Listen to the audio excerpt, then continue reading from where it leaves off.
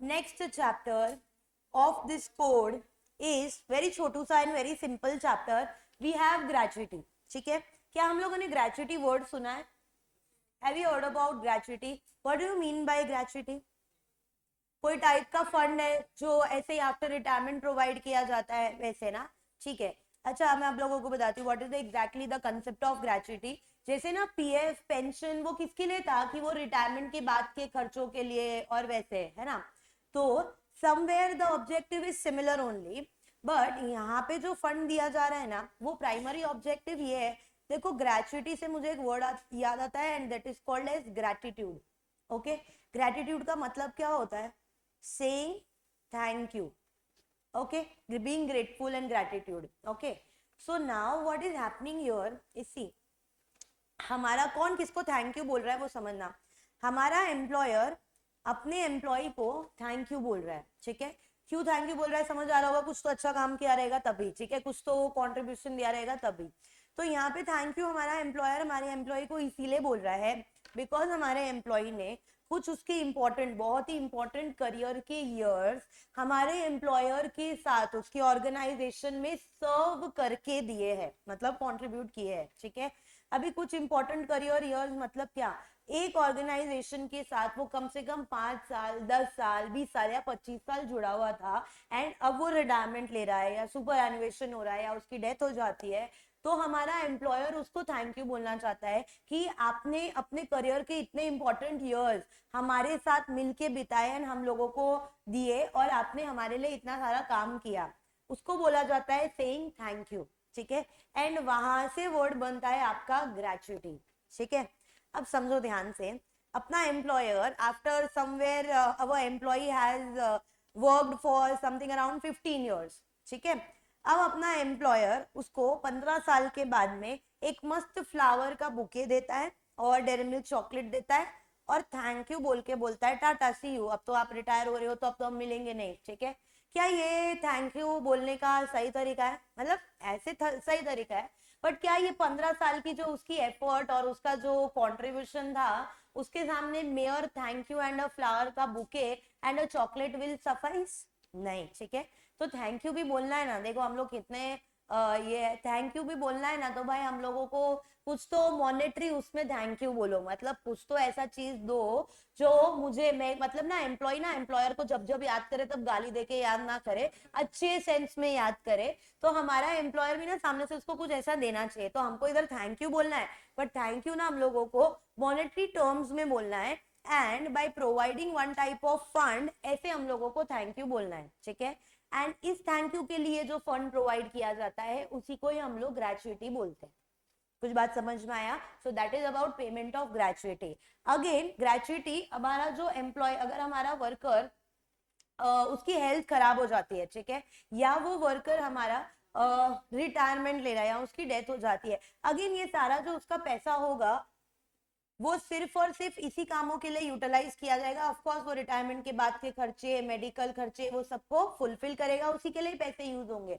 But यहाँ समझ रहा है, पीएफ और पेंशन का प्राइमरी ऑब्जेक्टिव ही था कि पैसे को इस जगह पे यूटिलाइज या मनी इसलिए देना कि आफ्टर रिटायरमेंट के खर्चे हो. ग्रेचुइटी हम लोगों ने क्यों दिया? ताकि हम अपने एम्प्लॉय को थैंक यू बोल रहे हैं एंड हम उनको रिवॉर्ड कर रहे हैं कि भाई अब आप रिटायर हो रहे हो, आपने 15-20 साल हमारी कंपनी को दिए, अब हम आपको उसका रिवॉर्ड दे रहे हैं और इसीलिए हम लोग आपको ग्रेचुइटी फंड दे रहे हैं.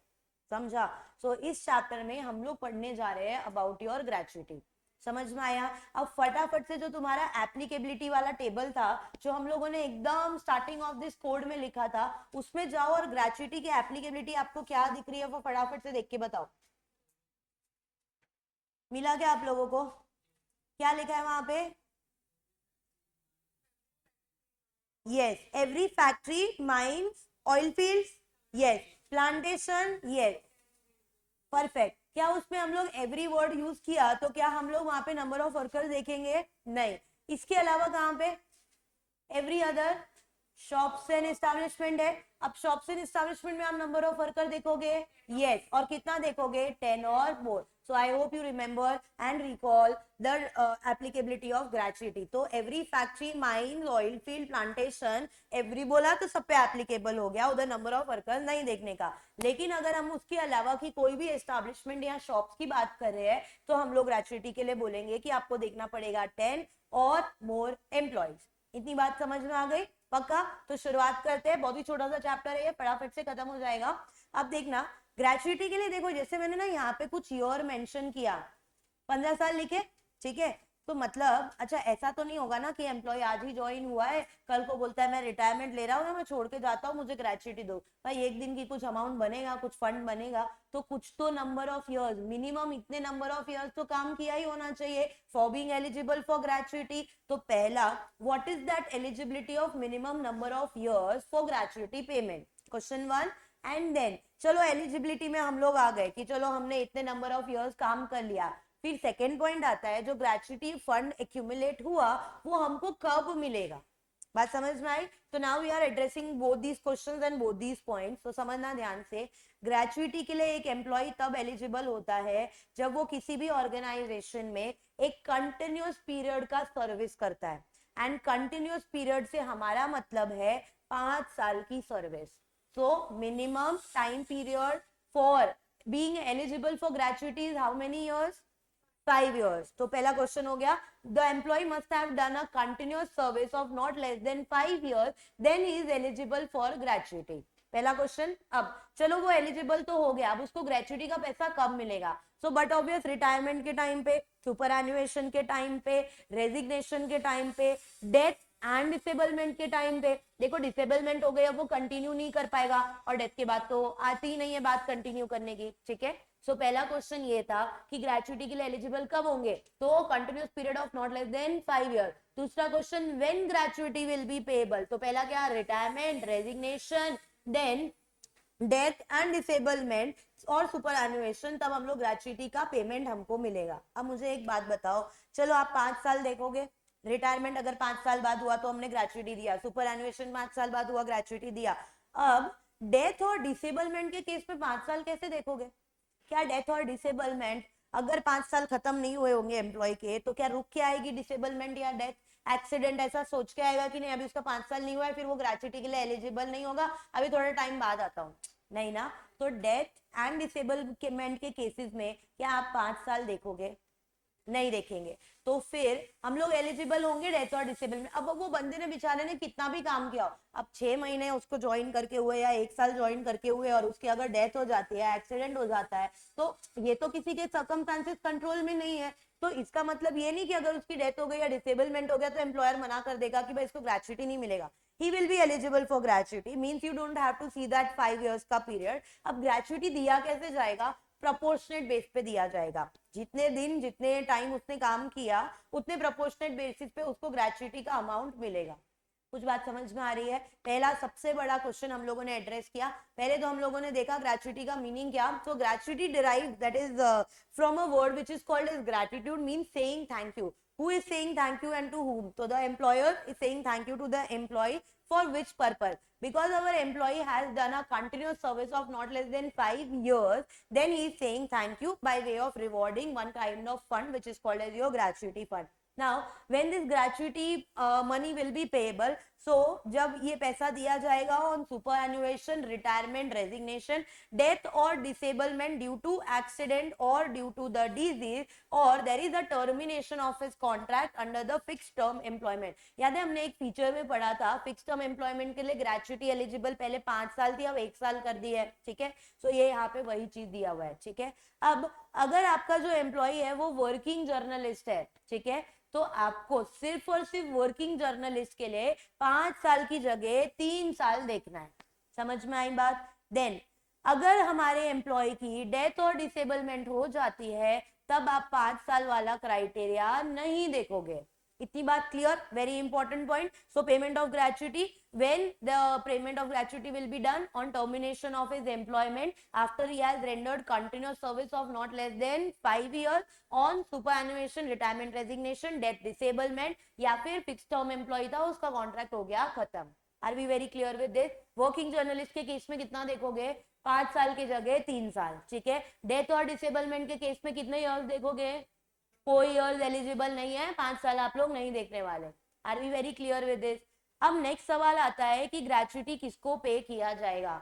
बट ऑब्वियस है जो एम्प्लॉय ने काम किया है उसी को ही पे किया जाएगा। चलो वो क्वेश्चन तो सिंपल, बट अगर उसकी डेथ हो जाती तो किसको पे करना पड़ेगा? उसके नॉमिनी को। कोई नॉमिनी हायर नहीं किया होगा तो उसके लीगल हायर को।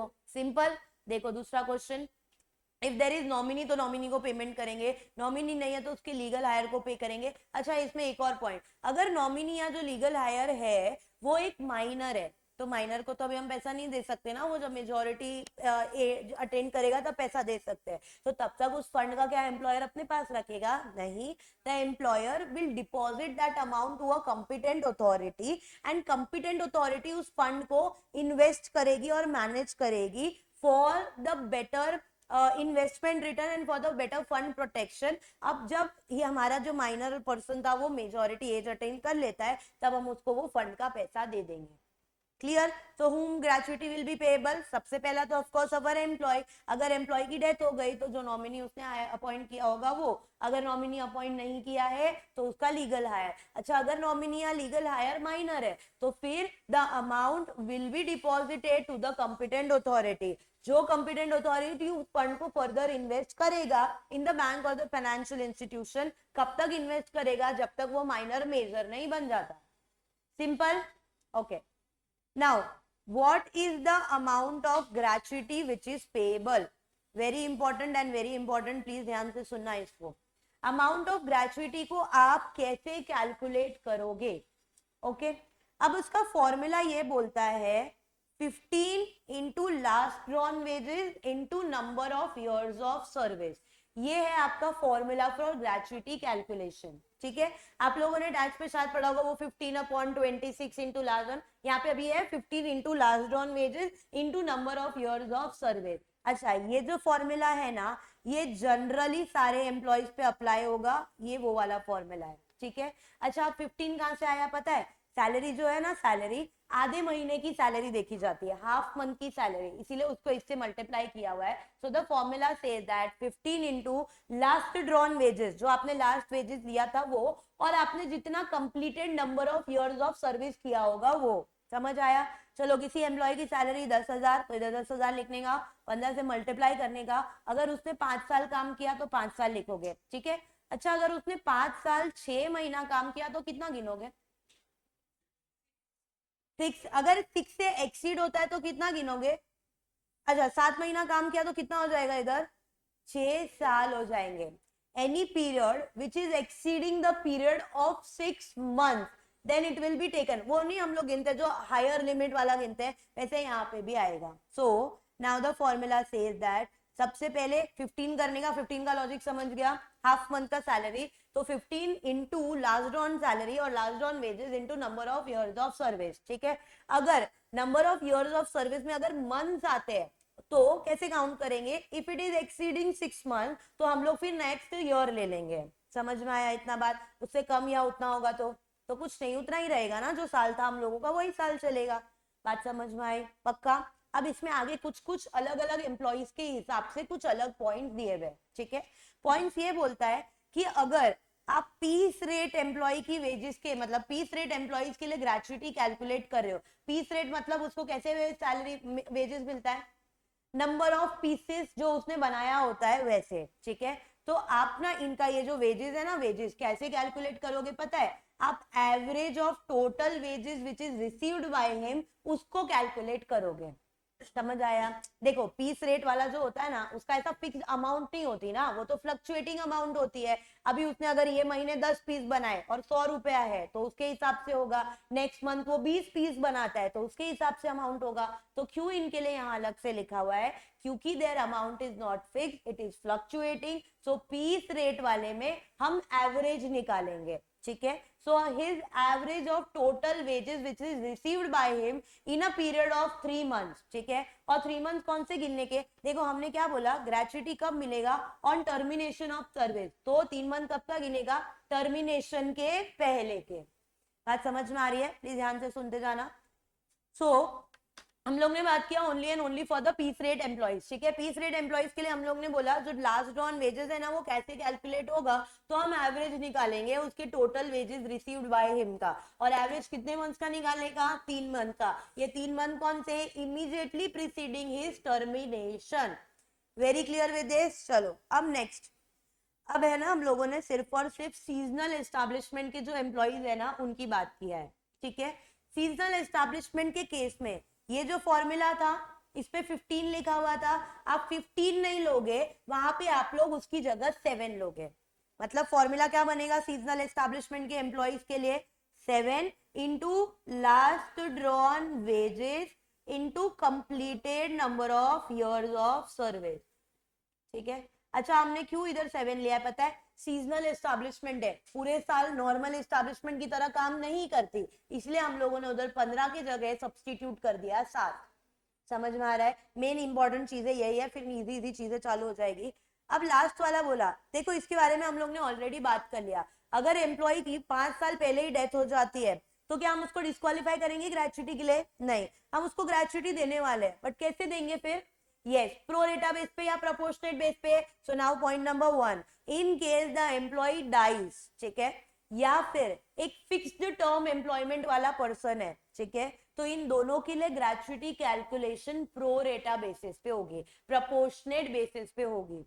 शायद अगर कंफ्यूजन आए तो मैं और डिटेल में बताऊं, ये कंफ्यूज मत होना, फिक्स टर्म एम्प्लॉय के लिए हमने लिखा था एलिजिबिलिटी इज आफ्टर 1 ईयर, समझो जब हम लोग ग्रेचुटी कैलकुलेट करते तो वो प्रोपोर्शनेट बेस पे होगा, उसको फिक्स टर्म एम्प्लॉय को हम लोग एलिजिबल करने के लिए 1 साल देख रहे थे, समझ रहा है कुछ बात, तो दैट इज योर कैलकुलेशन। अब लास्ट वाला पॉइंट सिंपल ये बोलता है कि भाई हमारा जो पर्सन है ना एम्प्लॉय, उसको ना डिसेबलमेंट हो जाता है, ठीक है, सो डिसेबलमेंट होगा तो ऑफ कोर्स उसकी percentage of loss of earning capacity होगी, तो वो जो डिसेबलमेंट के पहले पैसा कमा रहा था वो ज्यादा होगा, डिसेबलमेंट के बाद वो वेजेस क्या हो जाएंगे, कम हो जाएंगे। तो अब ध्यान से सुनना, यहाँ पे ऐसा होगा कि अगर उसको इस दिन से इस तारीख से या इस महीने से डिसेबलमेंट हो जाता है, ठीक है, और समझो अगर डिसेबलमेंट के पहले उसका वेजेस 30,000 था, ठीक है, अब डिसेबलमेंट हो गया है मतलब अभी उसकी लॉस ऑफ अर्निंग कैपेसिटी हुई, उसके बाद वो 15,000 हो गया उसका वेजेस,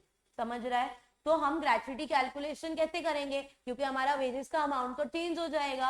अब तुम ज्यादा वाला लोगे तो भी प्रॉपर आंसर नहीं आएगा, कम वाला लोगे तो एम्प्लॉय का नुकसान होगा, तो सिंपल रखने का, जो डिसेबलमेंट के पहले का वेजेस है उसका एक अलग कैलकुलेशन होगा, जो डिसेबलमेंट के बाद का वेजेस है उसका अलग कैलकुलेशन होगा, समझा, पक्का। एक बार वापस से बोलती हूँ, ये पूरा अमाउंट ऑफ ग्रेचुटी काम का है एकदम, ठीक है।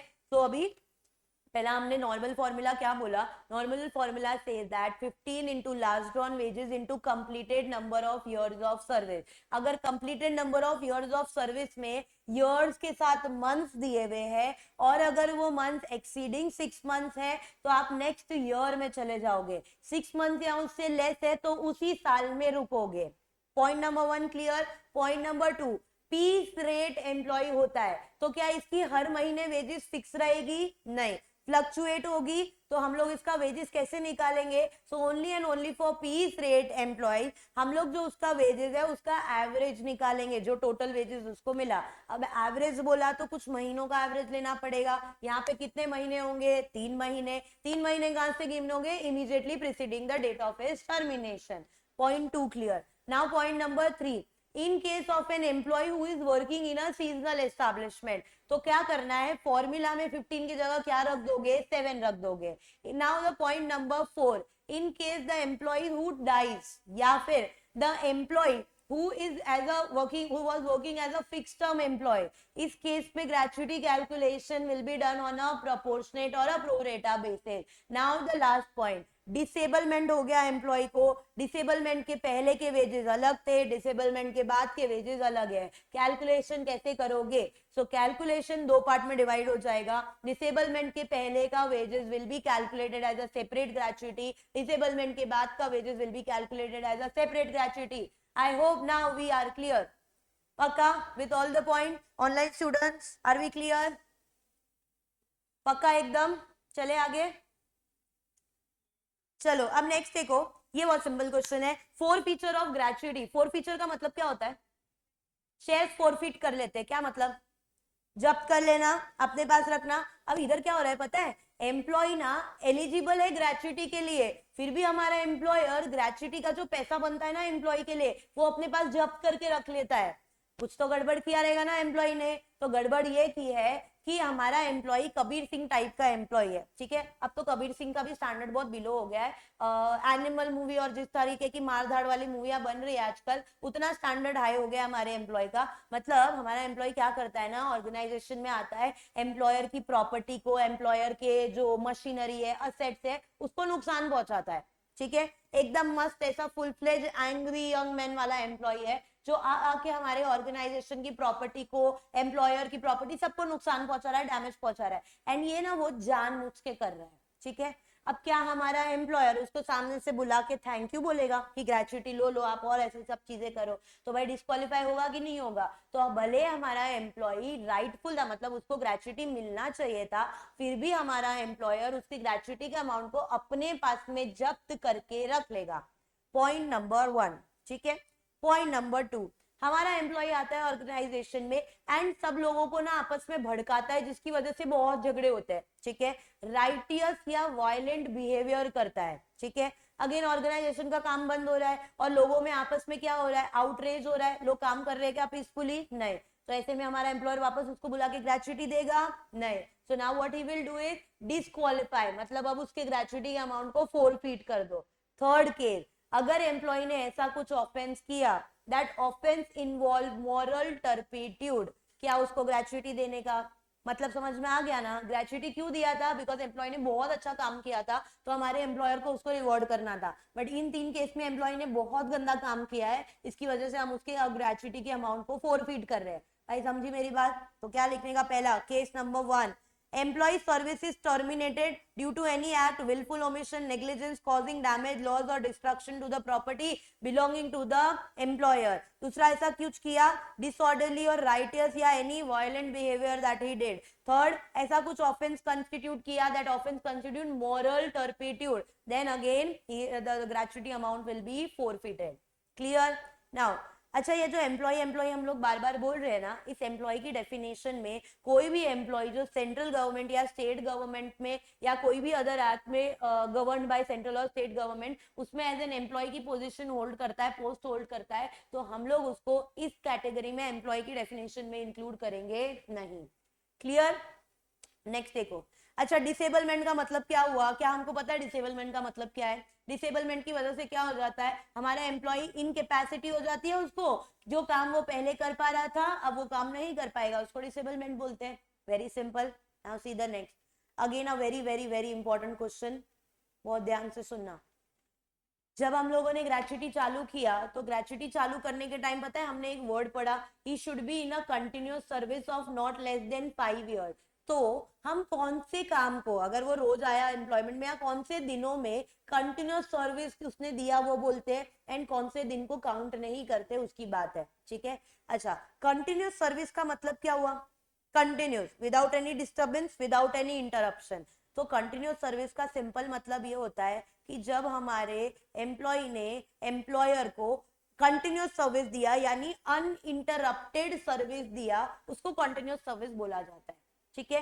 अनइंटरप्टेड का मतलब बीच में कोई भी डिस्टर्बेंस, इंटरफेरेंस नहीं आया, ठीक है। बट यार अभी एक चीज समझो, क्या हमारा एम्प्लॉय 365 दिन लगातार काम कर सकता है? छुट्टी तो लेगा ना भाई, बीच में उसकी जो पेड लीव बनती है वो लेगा कि नहीं लेगा? अच्छा, अगर एम्प्लॉय का ले ऑफ हुआ है, मैंने कल बताया था आप लोग को ले ऑफ का मीनिंग, ले ऑफ मतलब टेम्पररी टाइम पीरियड के लिए उसको बोला जाता है घर बैठने को। क्यों बोला जाता है पता है? जो जगह पे वो काम कर रहा है, सपोज उस जगह की इलेक्ट्रिसिटी 1 हफ्ते तक चली जाती है, तो क्या एम्प्लॉयर की गलती है? नहीं। एम्प्लॉय की गलती है? नहीं। लेकिन अब एम्प्लॉयर के यहाँ तो काम ही नहीं होगा, तो उसको रोज बुला के क्या करेंगे भाई? बोलना पड़ेगा ना 1 हफ्ते के लिए आप घर पे बैठो। अच्छा, एम्प्लॉय का फॉल्ट नहीं था, इसीलिए 1 हफ्ते के लिए उसको वेजेस दिया जाएगा, तो इसको बोला जाता है ले ऑफ। तो ले ऑफ को भी आप कंटिन्यूस सर्विस में ही काउंट करोगे, बिकॉज हमारे एम्प्लॉय ने मना किया क्या काम से आने के लिए? So all these things will be included in the uninterrupted service only.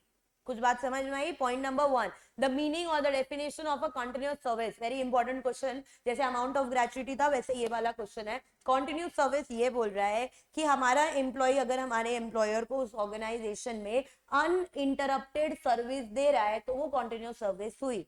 अब वो अनइंटरप्टेड सर्विस इंटरप्ट हो सकती है ड्यू टू लीव और द सिकनेस और ले ऑफ, या फिर ऐसा कोई रीजन हो सकता है जिसमें एम्प्लॉय का फॉल्ट नहीं हो।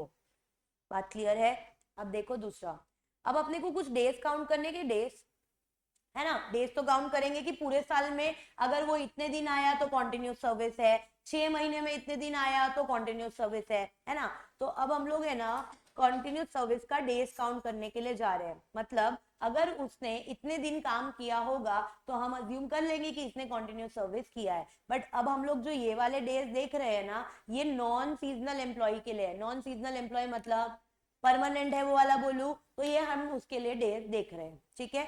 अगर हम लोग ये बोले कि अगर हम लोग पूरे 1 साल का कंटिन्यूस सर्विस देखते हैं, ठीक है, तो 1 साल में जो एम्प्लॉय माइंस में काम कर रहा है, वो भी mine workers below the ground, या फिर ऐसी एस्टैब्लिशमेंट में काम कर रहा है जो एक हफ्ते में 6 दिन से कम काम करती है। पता है होता है ना सैटरडे संडे छुट्टी होता है तो 5 डेज अ वीक काम करती है।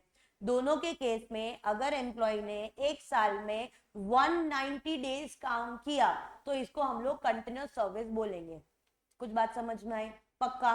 अच्छा, ऑल अदर केसेस मतलब माइन के अलावा और दूसरा एस्टैब्लिशमेंट जो 6 दिन या उससे ज्यादा काम कर रही है उसके लिए कितना देखना भाई, एस्टैब्लिशमेंट ज्यादा दिनों के लिए काम कर रही है तो काम के दिन भी बढ़ जाएंगे। तो यहाँ पे क्या लिखा हुआ है, 240 days in all other cases. समझना ध्यान से, वापस बोल रही हूँ। हम ये देख रहे हैं कि कब हमारे एम्प्लॉय ने अगर इतने नंबर ऑफ दिन कंप्लीट किए तो उसको डीम्ड कंटिन्यूस सर्विस माना जाएगा। कितने नंबर ऑफ डेज की बात हो रही है तो आप देखोगे 1 साल के लिए, तो 1 साल में हम लोग पहले देखेंगे कि अगर कोई माइन वर्कर है या फिर ऐसी एस्टैब्लिशमेंट में काम कर रहा है जो less than 6 days a week चल रही है, ठीक है, तो उस केस में आप लोग क्या देखोगे, 190 days and 240 days in all other cases. मेरी बात समझी? दूसरा देख लो, अगर 6 महीने में देखोगे तो दिन कम होंगे कि ज्यादा होंगे? ऑब्वियसली कम हो जाएंगे। इधर कितना था 240 का हाफ कितना होगा? देखो आ गया। अभी ऊपर क्या था 190, 95 डेज। अगेन वापस क्या दिया हुआ है, mine worker below the ground, establishment working for less than 6 days a week. तो ऊपर वाले में और नीचे वाले में क्या फर्क हुआ भाई, साल का और 6 महीने का है। ये 6 महीना और ये 1 साल। बात समझी? नाउ अब हम लोगों ने यहाँ पे दिया हुआ है जो डेज हम लोगों ने ऊपर देखे ना 190, 240, 95 एंड 120, उसमें अगर हमारे एम्प्लॉय को ले ऑफ किया रहेगा तो काउंट करने का कि नहीं करने का? करने का ना। दूसरा, उसको पेड लीव दी रहेगी तो काम करने मतलब उसको काम काउंट करोगे कि नहीं करोगे? ये डिसेबलमेंट हुई है उसको टेम्पररी, और ये डिसेबलमेंट उसको एम्प्लॉयमेंट की वजह से हुई है तो काउंट करोगे कि नहीं? ये एंड अगर एक विमेन एम्प्लॉय मेटर्निटी लीव पे जाती है तो भी उसको 190 एंड 240 जो भी क्राइटेरिया थे उस दिनों में काउंट किया जाएगा। ओके, लेकिन ये जो हमने डेज देखे वो किसके लिए थे? नॉन सीजनल एम्प्लॉय के लिए, मतलब जो परमानेंट आ रहे हैं वो। सीजनल वाले भी होंगे ना, तो सीजनल वालों के लिए now it is said that the employee is deemed to be in continuous service. College में अटेंडेंस कितना है? 75%। अभी इनका अटेंडेंस देखो, मोर देन और equal to 75% of the day. मतलब हमारी सीजनल एस्टैब्लिशमेंट 100 दिन काम कर रही है तो आप उसका मोर देन और equal to the 75% of the days में अगर हमारा वर्कर प्रेजेंट तो उसको क्या बोलने का? कंटिन्यूस सर्विस है। और अगर नहीं प्रेजेंट तो कंटिन्यूस सर्विस नहीं है। मतलब क्या ग्रेच्युटी के लिए एलिजिबल होगा? फिर answer is no. Are we clear with this? पक्का? ओके, नाउ सी, बस अभी नॉमिनेशन बाकी है और छोटे छोटे से क्वेश्चन बाकी है, देन ये वाला चैप्टर खत्म। अब नॉमिनेशन क्या बोल रहा है देखो, अपने ईएसआई पीएफ और वो सब जगहों पे फंड में, हाँ मैं समझ रही हूँ, एक काम करते तो नॉमिनेशन खत्म करते हैं हम लोग, ठीक है। आज आप लोगों ने ईएसआई फंड में, पीएफ में, पेंशन में, सब जगह पे ये देखा कि अगर एम्प्लॉय को पैसा, मतलब एम्प्लॉय की डेथ हो जाती है तो वो पैसा किसको मिलेगा? नॉमिनी को या फिर उसके लीगल हायर्स को, ठीक है। तो यहाँ पे ना प्रोसीजर बताया हुआ है नॉमिनेशन का। नॉमिनेशन का प्रोसीजर ये बोलता है कि जो भी एम्प्लॉय 1 साल काम कर लेता है उसके बाद वो राइट होगा कि वो नॉमिनेट कर सकता है किसी को भी। अच्छा, नॉमिनेशन में कौन होना चाहिए? ऑफकोर्स फैमिली मेंबर ही होने चाहिए। और पैसा किसका है? एम्प्लॉय का है। तो क्या वो डिसाइड कर सकता है अगर उसको एक नॉमिनी या उससे ज्यादा वाले को पैसा देना है? तो he can decide, of course yes. अच्छा, आप समझ लो कि ये जो हमारे एम्प्लॉय है ना वो भाई पोपटलाल है, मतलब उसकी फैमिली नहीं है, ठीक है, बेचारे की फैमिली नहीं है। तो नॉमिनी कौन होगा? नॉमिनी कौन होगा? कोई आउटसाइडर, फिर तो कोई भी एनी अदर पर्सन हो सकता है, ठीक है। तुम्हारी दिमागी हालत समझ रही हूँ मैं। नावती, सुनो सुनो, 5 मिनट दो। अच्छा सुनो ना, फटाफट सुनो। अगर हमारा एम्प्लॉय जो है ना वो पोपटलाल है, ठीक है, मतलब उसकी फैमिली नहीं है, तो फिर नॉमिनी कौन होगा? एनी पर्सन, जहां अटका हुआ है वहां पे। So nominee will be any other person, ठीक है। बट समझ लो अचानक out of a miracle Popatlal की शादी हो जाती है, मतलब उसकी फैमिली आ जाती है, तो फिर तो उसने किसी और को नॉमिनेशन दे रखा था, तो क्या वो नॉमिनेशन वैलिड होगा? नहीं, वो वॉइड हो जाएगा एंड पोपटलाल को फ्रेश नॉमिनेशन देना पड़ेगा। और अब जो उसकी फैमिली है ना, उस फैमिली मेंबर में से किसी को नॉमिनी बनाना पड़ेगा। समझ आई बात? Last unfortunate case, unfortunate case ये हुआ कि भाई एम्प्लॉय नॉमिनी को क्यों हायर कर रहा था कि भाई उसकी डेथ हो गई तो उसको पैसा मिलेगा। Vice versa can be the situation possible. Employee के पहले ही जिसको नॉमिनेट किया था उसी की डेथ हो जाती है, पॉसिबल हो सकता है। तो एम्प्लॉय को क्या करने का इस सिचुएशन में? Fresh nomination has to be done. बात समझा क्या? तो नॉमिनेशन क्या बोलता है, इसका नॉमिनेशन ज्यादा इंपॉर्टेंट है, समझना ध्यान से। अगर हमारा एम्प्लॉय 1 साल की सर्विस खत्म करता है तो 1 साल के बाद हमारे employee will be eligible to make a nomination. अब जो नॉमिनेशन देगा वो उसका फैमिली मेंबर होगा, ठीक है। क्या वो मोर देन वन नॉमिनी को नॉमिनेशन दे सकता है ना? Yes yes. अच्छा, लेकिन अगर एम्प्लॉय पोपटलाल है मतलब नो फैमिली, तो nomination to any other person.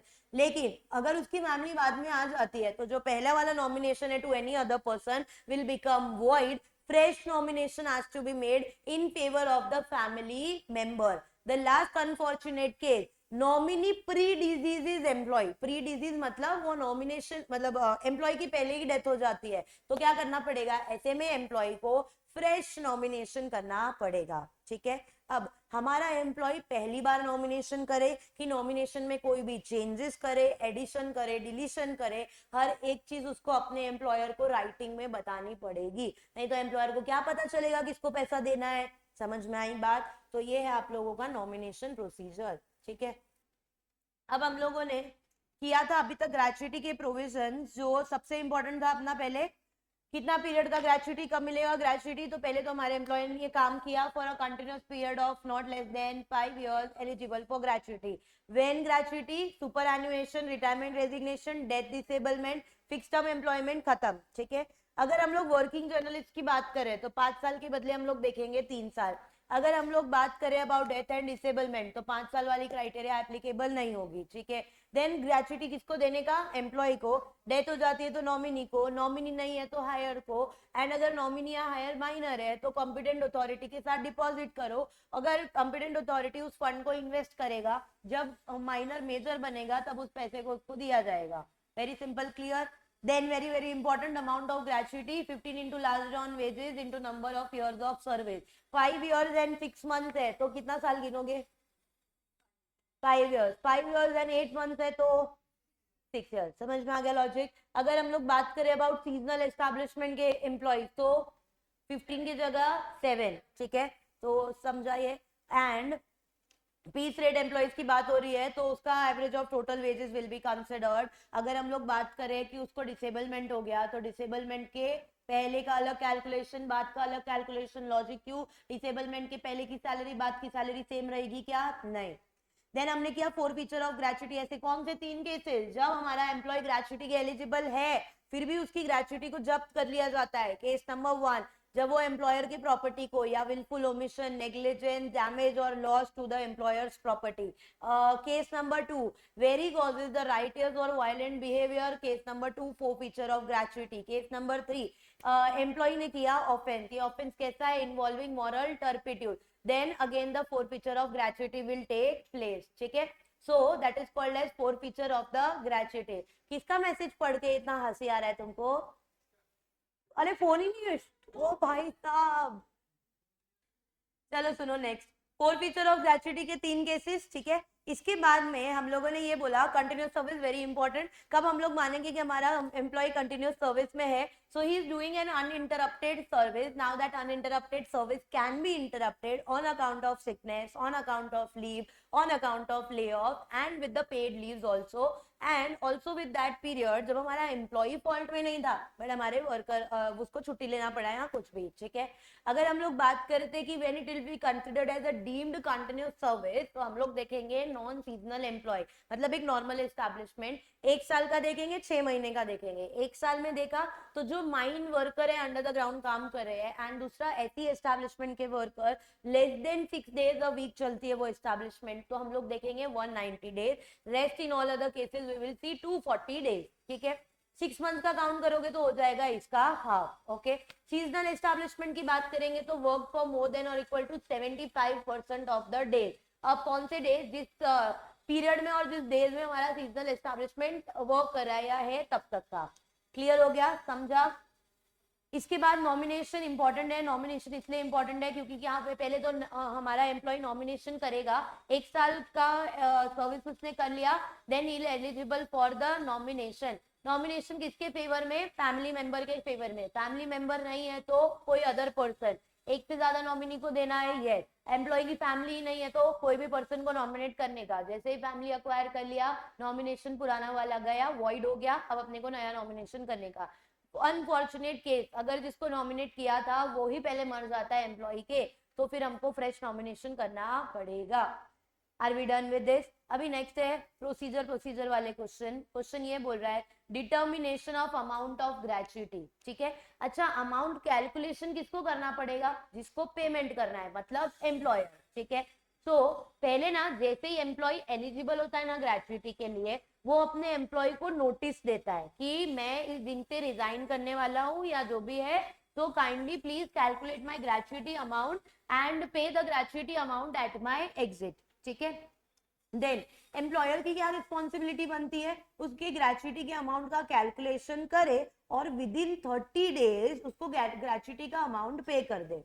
बात समझ में आया? अच्छा, इस केस में ना अगर एम्प्लॉय ने नोटिस नहीं भी दिया रहेगा ना, और अगर एम्प्लॉयर को पता है कि उसका रिटायरमेंट होने वाला है, तो एम्प्लॉयर को सामने से ग्रेच्युटी कैलकुलेशन करने का, ऐसे बैठे नहीं रहने का जब हमारा एम्प्लॉय आएगा बताएगा तब का तब देखेंगे, ठीक है। जून आने वाला है हमको पता है, तो हम ऐसे बैठे रहेंगे कि जब आएगा मई में हम लोग देखेंगे, आरसीबी का मैच खत्म होगा उसके बाद देखेंगे, आरसीबी जीतेगी उसके बाद देखेंगे। भाई फिर तब तक कब तक बैठे रहोगे फिर तुम लोग? तो ऐसे तो इवेंट्स चलते रहेंगे, तो पढ़ाई तो शुरू करनी पड़ेगी हम लोगों को। तो भले हमारा एम्प्लॉय नोटिस दे या ना दे, एम्प्लॉयर को ग्रेच्युटी का अमाउंट कैलकुलेट करने का और उसको 30 दिन के अंदर अंदर पे कर देने का। अब अगर हमारा एम्प्लॉयर 30 दिन के अंदर अंदर पेमेंट नहीं करता, तो फिर उसको जितना भी डिले हुआ ना, उतने पीरियड के लिए इंटरेस्ट भी एड ऑन करके हमारे एम्प्लॉय को देना पड़ेगा। एंड इंटरेस्ट कितने टाइप के होते हैं?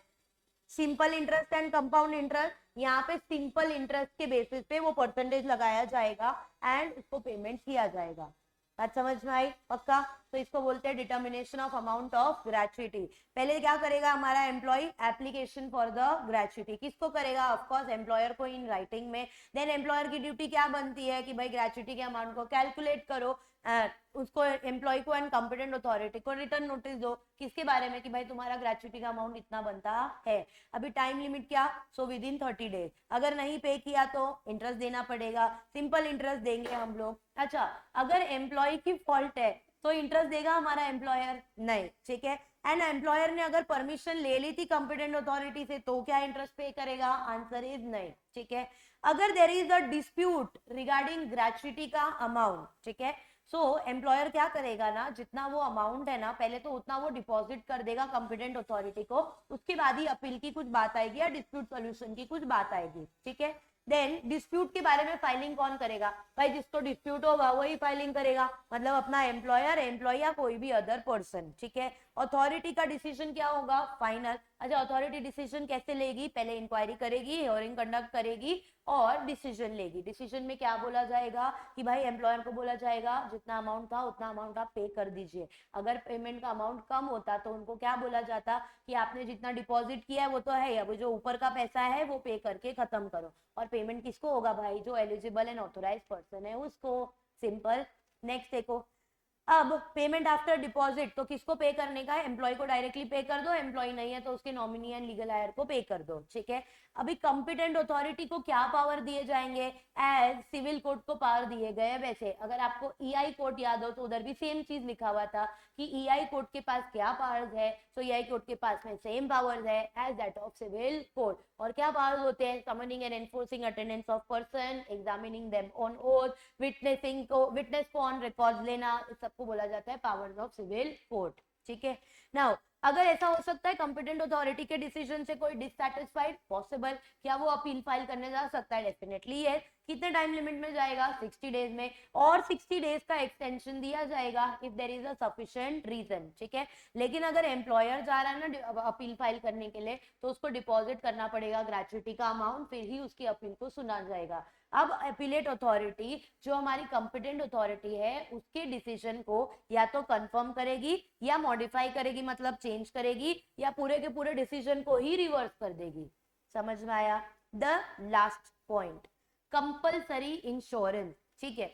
अब कंपलसरी इंश्योरेंस का मतलब ये हुआ कि जो भी एम्प्लॉय को ग्रेच्युटी का पैसा देना है, ठीक है, हमारे एम्प्लॉयर को उस ग्रेच्युटी के अमाउंट को इंश्योर्ड करना पड़ेगा एंड ये इंश्योरेंस कंपलसरी लेना पड़ेगा। नहीं तो क्यों किया है पता है, अगर ग्रेच्युटी का अमाउंट पे नहीं किया या कुछ भी हुआ तो जो इंश्योरेंस किया हुआ है उसके अमाउंट से उसको पे किया जाएगा। So every employer must take the insurance for the gratuity. Exception बोलता है कि जो एस्टैब्लिशमेंट सेंट्रल गवर्नमेंट और स्टेट गवर्नमेंट के अंदर आती है उनको ये करने की जरूरत नहीं है। दूसरा एग्जेम्पशन ये बोलता है कि गवर्नमेंट अगर एम्प्लॉयर को मना कर रही है या उनको एग्जेम्प्ट कर रही है कि आपको इंश्योरेंस लेने की जरूरत नहीं है तो हमारा एम्प्लॉयर इंश्योरेंस नहीं लेगा। बट कब हमारा गवर्नमेंट इनको एग्जेम्प्ट करेगा, जब हमने ऑलरेडी ग्रेच्युटी का फंड बनाया हुआ है या कोई भी और टाइप का फंड बनाया हुआ है for the securing the amount of gratuity. ठीक है। सो इस सब टाइम पे कंपलसरी एस्टैब्लिश ये लिया जाएगा insurance. Then employer must register his establishment. Government में provide for board of trustee. Board of trustee नाम सुन के कुछ याद आ रहा है, social security organisation, yes. And if the employer fails to fulfill this insurance and all the compliances, then उसको ग्रेच्युटी के साथ साथ इंटरेस्ट भी देना पड़ेगा। ठीक है। अब इस चैप्टर में हमने बार बार कॉम्पिटेंट अथॉरिटी सुना। अब ये कौन है competent authority, so competent authority is appointed by your appropriate government. ठीक है। अप्रोप्रिएट गवर्नमेंट डिसाइड करेगा कि कॉम्पिटेंट अथॉरिटी कौन होगा। Okay. Now if there are more than one competent authority तो अप्रोप्रिएट गवर्नमेंट रेगुलेट करेगा कि उनके बीच में काम कैसे चलने वाला है। ठीक है। And with this your gratuity वाला चैप्टर इज ओवर। अभी जो हम लोग ने लास्ट वाले प्रोविजन किए ना, एक बार उसको रिवाइज करते, जो प्रोसीजरल थे। पहला था determination of amount of gratuity. Employee को जाना पड़ेगा सामने से एम्प्लॉयर के पास, राइटिंग में नोटिस देनी पड़ेगी। एम्प्लॉयर की ड्यूटी क्या बनती है, ग्रेच्युटी का अमाउंट कैलकुलेट करो और ग्रेच्युटी का अमाउंट पे करो। कितने दिन में पे करने का, 30 डेज में। अगर नहीं किया तो इंटरेस्ट देना पड़ेगा डिलेड पीरियड पे। और अगर एम्प्लॉय की फॉल्ट है या फिर हमारे एम्प्लॉयर ने परमिशन ले ली थी कॉम्पिटेंट अथॉरिटी से तो डिलेड पीरियड में इंटरेस्ट देने की जरूरत नहीं है। ठीक है। Now if there is a dispute regarding gratuity तो हम लोग ना जाएंगे कॉम्पिटेंट अथॉरिटी के पास। अगर एम्प्लॉयर जाता है तो उसको ग्रेच्युटी का अमाउंट डिपॉजिट करना पड़ेगा। फाइनल डिसीजन होगा हमारी कॉम्पिटेंट अथॉरिटी का।